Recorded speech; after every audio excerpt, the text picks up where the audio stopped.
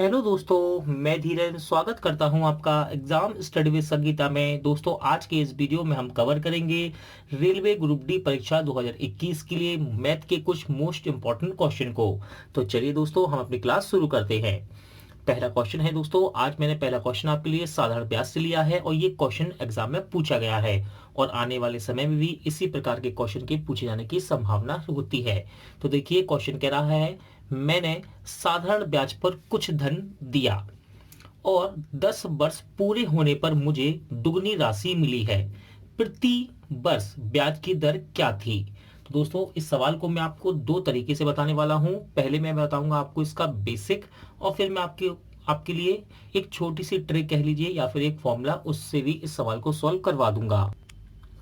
तो दोस्तों, इस सवाल में आपसे कह रहा है मैंने साधारण ब्याज पर कुछ धन दिया और 10 वर्ष पूरे होने पर मुझे दुगनी राशि मिली। तो दोस्तों, इससे मैं इस प्रकार कर सकता हूं सवाल को। कैसे? माना मैंने मूलधन यानी कि जो धन हमने दिया था वो कितना था? 100 रुपए। देखिए, मैंने 100 रुपए उधार दिए थे और 10 साल के बाद, कितने? 10 वर्ष के बाद मुझे दुगनी राशि मिली, यानी कि 100 से कितने रुपए मिले होंगे?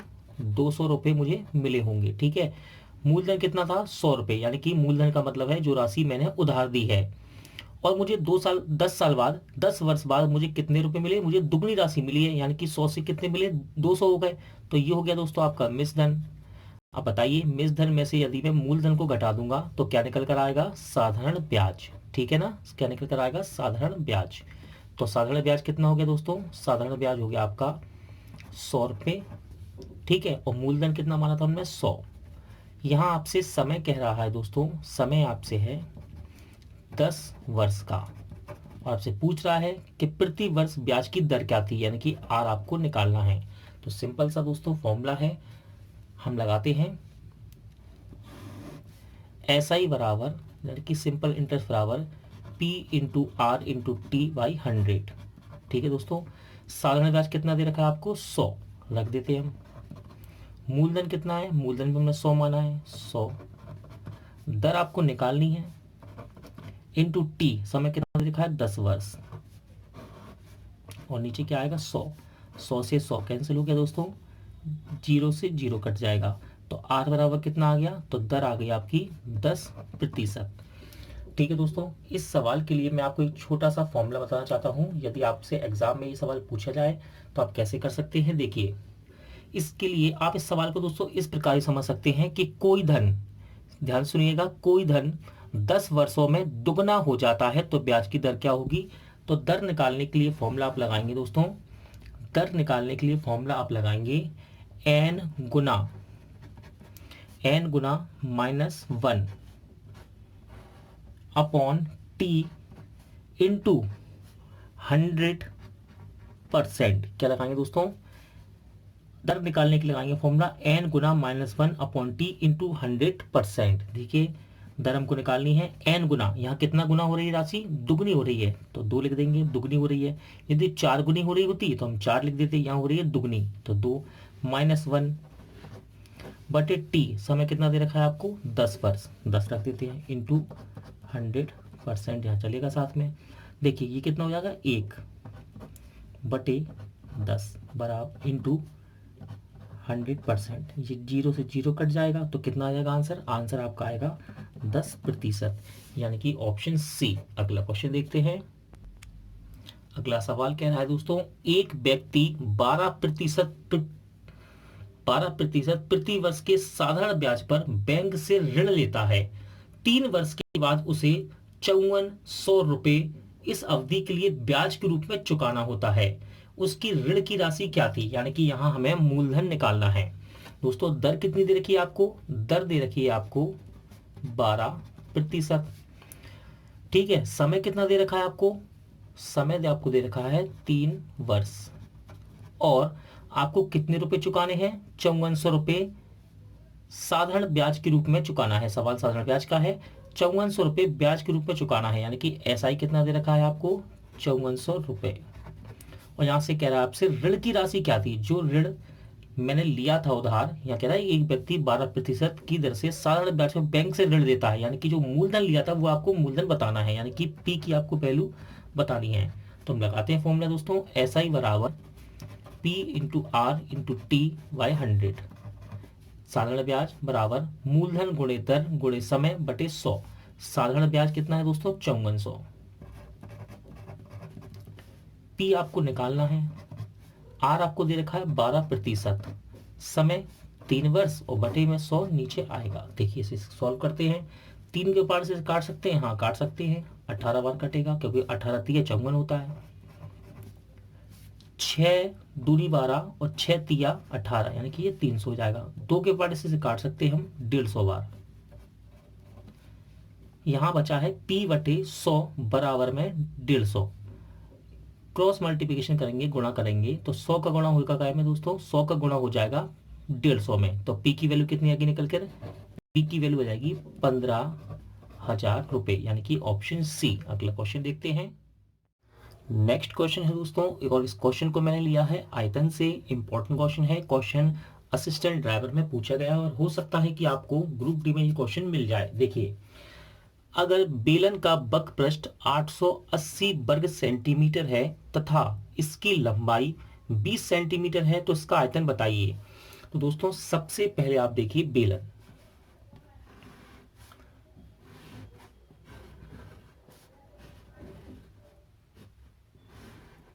तो दोस्तों ये रही इसकी त्रिज्या बेलन की और ये है ऊंचाई। याद रखिएगा ये है इसकी हाइट, ऊंचाई। लेकिन एग्जाम में देखिए उसने लंबाई कह दिया, कोई दिक्कत नहीं है, आपसे लंबाई मान के भी सवाल को सॉल्व कर सकते हैं। ठीक है, ये है इसकी त्रिज्या और ये है इसकी हाइट। ठीक है ना, आप एग्जाम में उसने क्या बोला है, लंबाई, तो लंबाई भी हम इसको मान सकते हैं। ठीक है, सबसे पहले आपको याद रखना है, मैं आयतन क्षेत्रफल जब भी आपको पढ़ता हूँ आपसे बार बार कहता हूँ कि आपको इनके फॉर्मूले याद होना बहुत जरूरी है। नहीं है तो आप प्रैक्टिस कीजिए, प्रैक्टिस करते करते भी आपको फॉर्मूले याद हो जाएंगे। तो सबसे पहले हम देखते हैं दोस्तों बेलन का बक पृष्ठ क्या होता है। बेलन का वक्र पृष्ठ क्या होता है दोस्तों, ये होता है 2πRh।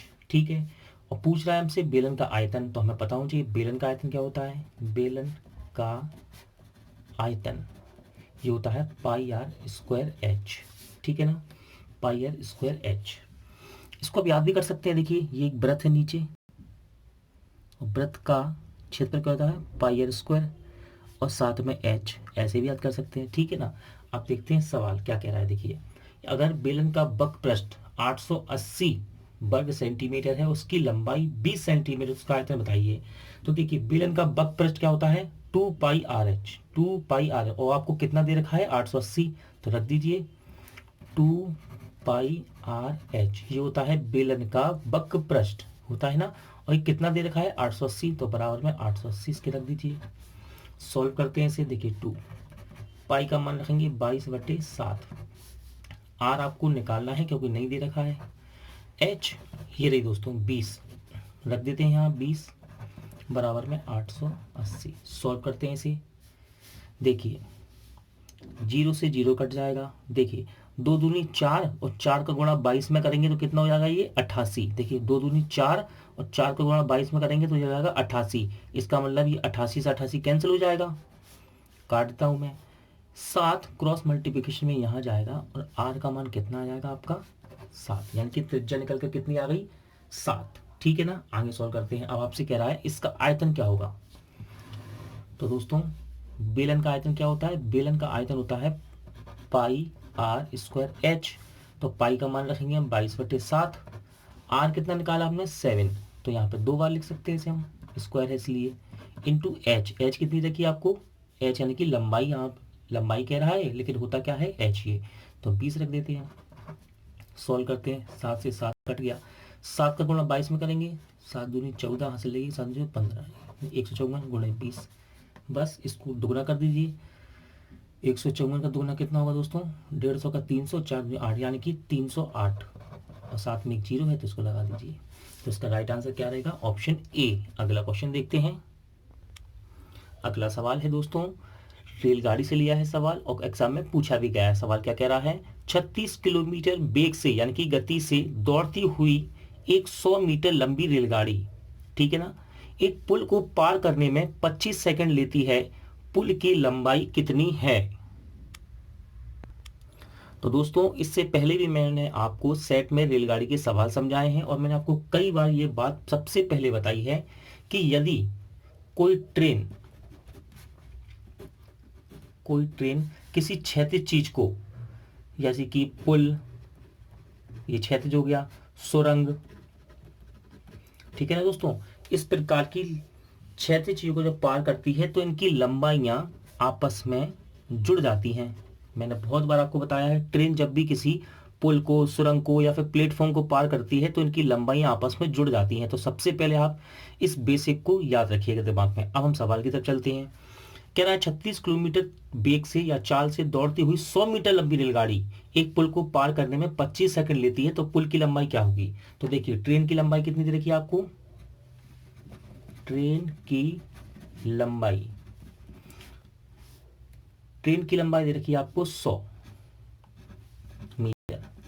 अब पूछ रहा है पुल की लंबाई कितनी होगी, तो पुल की लंबाई हम मान लेते हैं, पुल की लंबाई x मान लेते हैं। और मैंने आपसे क्या कहा, जब भी ट्रेन किसी क्षैतिज चीज को, जैसे कि या आप ऐसे कहते हैं लेटी हुई, ठीक है ना, क्षैतिज चीज को पार करती है, उनकी लंबाई जुड़ जाती है, तो कुल लंबाई कितनी हो जाएगी? कुल लंबाई हो गई आपकी 100 + x। ठीक है, आगे देखते हैं। पुल को कितने समय पार करती है? समय दे रखा है आपको 25 सेकंड। ठीक है, और ट्रेन की चाल कितनी बताई उसने? 36 किलोमीटर प्रति घंटा। ट्रेन की चाल बताइए आपको 36 किलोमीटर प्रति घंटा। आंसर देखिए, आंसर मीटर में आ रहा है, ये मीटर में है, ये सेकंड में है, लेकिन चाल दे रखी किलोमीटर प्रति घंटा में। यदि किलोमीटर प्रति घंटा को मैं मीटर पर सेकंड में बदलूंगा तो क्या करूंगा मैं इसमें, याद रखिएगा, जब हम किलोमीटर प्रति घंटा से चाल को मीटर पर सेकंड बदलते हैं तो 5/18 से गुणा कर देते हैं। तो हम 36 में 5/18 से गुणा करेंगे, तो देखिए 18 दूनी 36, 5 दूनी 10, तो कितनी आ गई चाल? 10 मीटर पर सेकंड। ठीक है ना, चाल कितनी आ गई? 10 मीटर पर सेकंड। अब हम सवाल को सॉल्व करते हैं। कोई सा भी एक फॉर्मूला लगा दीजिए दोस्तों, सब कुछ दिया है आपको, दूरी दी है, समय दी है, चाल दी है, सब कुछ दिया है, बस आपको एक फॉर्मूला लगाना है केवल। कैसे? मैं लगाता हूं, देखिए, दूरी बराबर चाल गुणे समय। ठीक है ना, दूरी बराबर चाल गुणे समय। दूरी कितनी रखिए? 100 + x। चाल कितनी है? 10 मीटर पर सेकंड। हमने चेंज कर लिया क्योंकि आंसर मीटर में आ रहा है। इनटू समय कितना लग रहा है? 25 सेकंड का पार करने में। सॉल्व करते हैं, कितना हो गई? 250। इस 100 को यहाँ ले जाएंगे बराबर के माइनस का हो जाएगा, तो 250 में से घट जाएगा, तो x का मान कितना आएगा? 150 मीटर। यानी कि ऑप्शन ए इसका राइट आंसर रहेगा। अगला क्वेश्चन देखते हैं। दोस्तों जैसा कि आपको पता ही है, मैं आपको प्रीवियस ईयर के क्वेश्चन के साथ कुछ एक्सपेक्टेड और इम्पोर्टेंट क्वेश्चन भी करवाता हूं, और आज हम परसेंट के क्वेश्चन को सॉल्व करने वाले हैं। पहला क्वेश्चन है परसेंट से, यानी कि इस वीडियो का 5वां क्वेश्चन है। 5:4 बराबर है और आंसर आ रहा है प्रतिशत में। आंसर आ रहा है प्रतिशत में, तो हमको 5:4 बराबर बताना है कि कितने प्रतिशत इसकी वैल्यू रहेगी। तो दोस्तों याद रखिएगा, अनुपात को हम बटे में लिख सकते हैं। याद रखिएगा, अनुपात में जब भी दो संख्या दी हो 5:4, इसे हम बटे में लिख सकते हैं, तो हम इसे बटे में लिख देते हैं 5/4। और आंसर आ रहा है दोस्तों परसेंट में, तो इसमें हम 100% का गुणा कर देंगे। ठीक है, इसे सॉल्व करते हैं। 4 के पार से कट जाएगा 100, 25 बार 25 का गुणा करेंगे हम 5 में, कितना आएगा? 125। यानी कि 125%। 5:4 को हम कितना लिख सकते हैं प्रतिशत के रूप में? 125%, यानी कि ऑप्शन ए। अगला क्वेश्चन देखते हैं। क्वेश्चन नंबर 6 है, यदि 450 का 60% बराबर x × 15 है तो x का मान बताइए। तो दोस्तों इस सवाल को हम सॉल्व करते हैं। 450 का की जगह हम लिख सकते हैं गुणा, का की जगह क्या लिख सकते हैं? गुणा 60% बराबर x × 15 है, तो हमें x की वैल्यू निकालनी है। प्रतिशत को यदि हम हटाएंगे तो नीचे कितना आएगा? 100।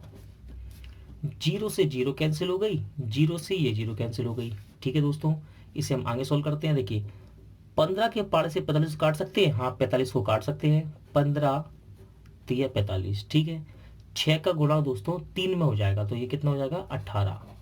और बराबर में क्या है x, यानी कि x की वैल्यू निकल के कितनी आ गई 18, ऑप्शन बी। अगला क्वेश्चन देखते हैं, इंपॉर्टेंट क्वेश्चन है दोस्तों। क्वेश्चन कह रहा है पृथ्वी में 2250 भाग में से 5 भाग गंधक है, तो पृथ्वी में गंधक का कितने प्रतिशत है। तो दोस्तों इस प्रकार के सवाल में आपको याद रखना है कि किस संख्या के साथ का लिखा हुआ है, क्या का और से। ये दो शब्द यदि आपने पकड़ लिए तो इसको आप आसानी से सॉल्व कर सकते हैं, और इसे मैं आपको और भी तरीके से बता दूंगा कि किस तरह से हम इसे समझ सकते हैं। देखिए, पृथ्वी के 2250 भाग में से 5 भाग गंधक है, तो पृथ्वी में गंधक कितने प्रतिशत है। तो दोस्तों गंधक कितना है 5 भाग, ठीक है। देखिए 2250 भाग में से, याद रखिएगा जिस भी संख्या के साथ से लिखा हो से, उसे हम हमेशा नीचे रखते हैं। जिस प्रकार मैं आपको पिछले सेट में बता चुका हूं, जहां का लिखा हो, जहां का लिखा होता है उस संख्या को मैं नीचे लेते हैं हम, और से, समझिए से, तो से को भी नीचे लेते हैं। तो देखिए 2250 भाग में से, 2250 भाग में से है तो उसको नीचे ले लिया मैंने। 5 भाग गंधक का बचा हुआ पार्ट क्या, 5 भाग उसे ले दिया ऊपर। कितने प्रतिशत है, आंसर आ रहा है प्रतिशत में, तो इसको इंटू 100% से गुणा कर देंगे। सॉल्व करते हैं इसे, जीरो से जीरो कट जाएगा। 5 के पारे से काट सकते हैं, हाँ काट सकते हैं 5 के पारे से, 5 के 20, 55 35, यानी कि 45। और छोटा कर सकते हैं, हाँ कर सकते हैं। 5 के पारे से 2 बार और 5 के पारे से 9 बार, तो कितना आ गया 2/9%, 2/9%, यानी कि ऑप्शन बी। दोस्तों इसको आप इस प्रकार समझ सकते हैं, जैसे कि हम जब एग्जाम देने जाते थे तो हम कहते थे कि हमको 330 नंबर मिले हैं 600 में से। क्या कहते थे कि 330 नंबर मिले हैं 600 में से, हम पास हुए, हमें 330 नंबर मिले 600 में से, ठीक है ना, से। तो हम हमेशा अपना जब परसेंट निकालते थे तो कैसे निकालते थे, जो नंबर हमको मिले थे उन्हें हम ऊपर रखते थे, और टोटल पूर्णांक को हम कहाँ रखते थे, नीचे, और करते थे 100%, तो हमारा प्रतिशत निकल के आता था। सेम टू सेम दोस्तों यहाँ है कि 2250 भाग में से 5 भाग गंधक है, ऐसा मान लीजिए आप। देखिए 330 नंबर मिले कितने में से, 600 में से, तो से आया तो मैं इसको नीचे रख दिया, और जो नंबर मिले थे उसे ऊपर रख दिया इंटू 100%। चलिए अगला क्वेश्चन देखते हैं। अगला क्वेश्चन है 3 सही 4/7 का 63% बराबर है। दोस्तों इस प्रकार के क्वेश्चन ग्रुप डी में पूछे जाते हैं, याद रखिएगा इंपॉर्टेंट क्वेश्चन है। तो क्वेश्चन को हम सॉल्व करते हैं, पहले सही बटे को हम करते हैं बटे में। देखिए 7 या 21, 21 और 4 25, तो हम इसे लिख सकते हैं 25/4। का की जगह हम लिख सकते हैं गुणा, फिर लिखते हैं 63%। सॉल्व करते हैं दोस्तों, आंसर प्रतिशत नहीं आ रहा तो हम प्रतिशत को यहाँ से हटाएंगे। जब हम परसेंट को हटाएंगे तो नीचे क्या आएगा 100, ठीक है। सॉल्व करके देखते हैं इसे। देखिए इसे काटते हैं दोस्तों, यहाँ मैंने एक गलती कर दी दोस्तों, यहाँ 4 लिख दिया मैंने जल्दबाजी में। 7 या 21, 21 और 4 25 बटे यहाँ पे 7 आएगा, सॉरी यहाँ पे 7 आएगा, ठीक है ना। हम सॉल्व करते हैं इसे, 7 के पारे से कट जाएगा, हाँ कटेगा, 7 नाम 63, ठीक है दोस्तों। आगे सॉल्व करते हैं, 25 के पारे से 100 कटेगा, हाँ 4 बार कटेगा, कितना आ जाएगा 9/4 निकल के आ गया। भाग देंगे दोस्तों, 4 दूनी 8, 1 बचा, पॉइंट लगाएंगे, 0 बढ़ाएंगे, 4 दूनी 8, फिर 2 बचा, फिर 0 लगाएंगे, 4 पंजी 20, यानी कि इसका सही आंसर रहेगा ऑप्शन ए। दोस्तों आज का वीडियो यहीं एंड होता है। उम्मीद करता हूँ आपको वीडियो अच्छा लगा होगा, पसंद आया होगा। पूरा वीडियो देखने के लिए थैंक यू। जल्द मिलते हैं नेक्स्ट वीडियो में।